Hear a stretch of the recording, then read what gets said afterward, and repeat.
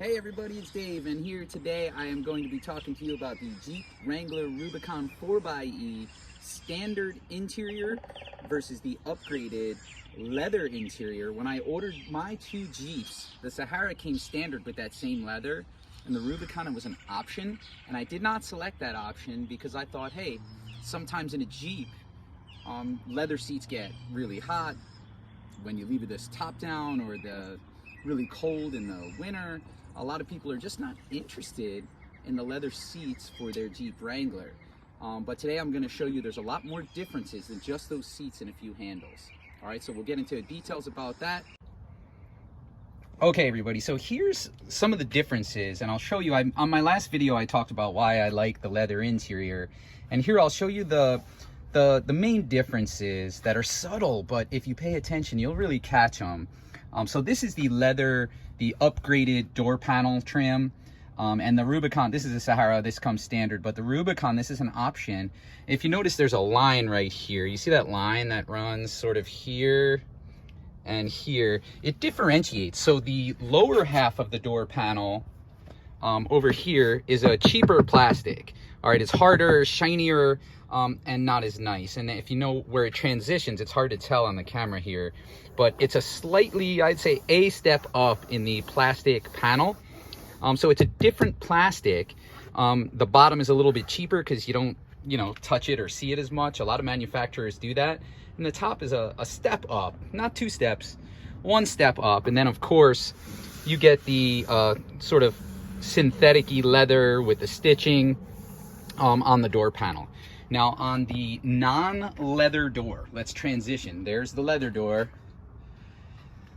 On the non-leather door, you'll notice there's no line here. There's no transitional part because it's all made of the cheaper, lower grade plastic. It's sort of a shinier, hollower sounding than the other one. So this one has no transition. It's all the cheaper plastic.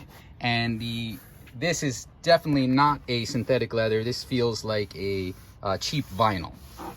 So a big difference, and you notice even the armrest is different. So over here it sort of continues in this direction, and over here it just kind of stops short. So it is the cheaper plastic, and that continues through the dash.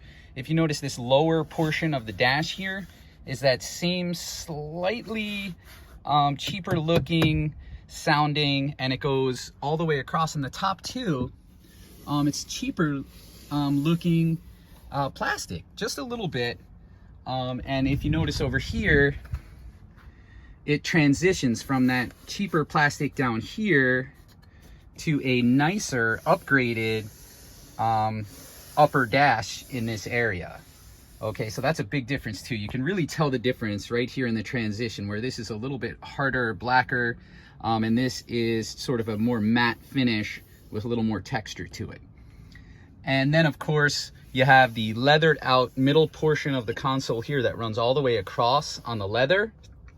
And moving back over to the Rubicon, you have this more industrial heavy duty plastic. Now, for me personally, I thought that was going to be a big thing for me, that I wouldn't like this plastic, but I don't know, I kind of like it. It's pretty rugged, it's different.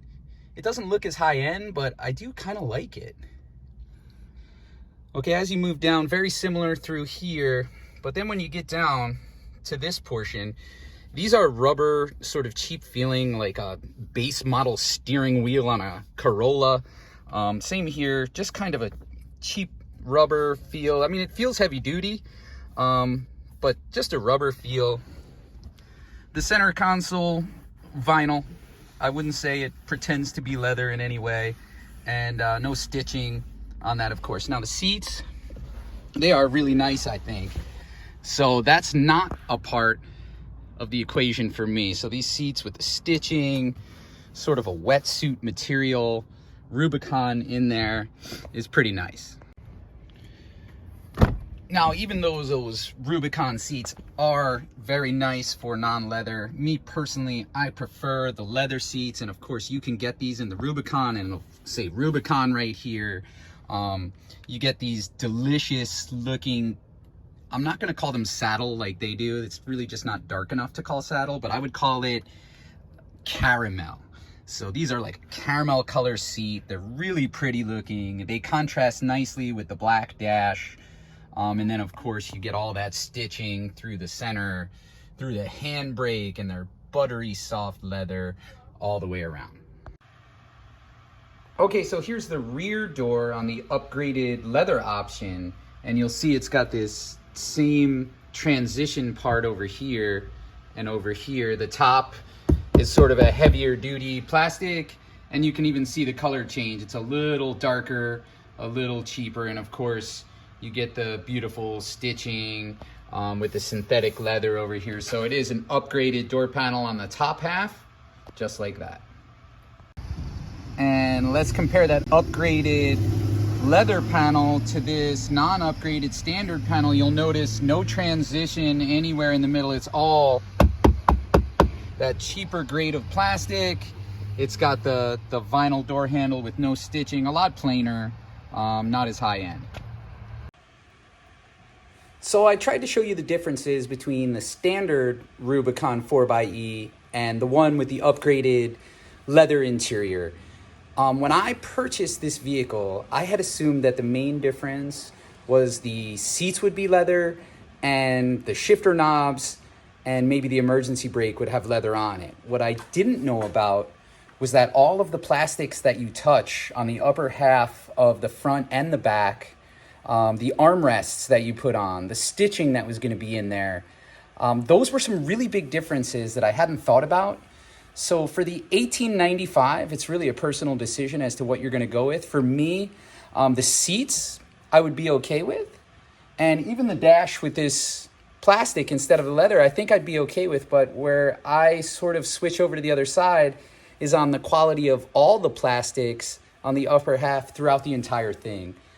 So I think if I had to go back and do it again, I would probably order it. I would definitely order it with the leather.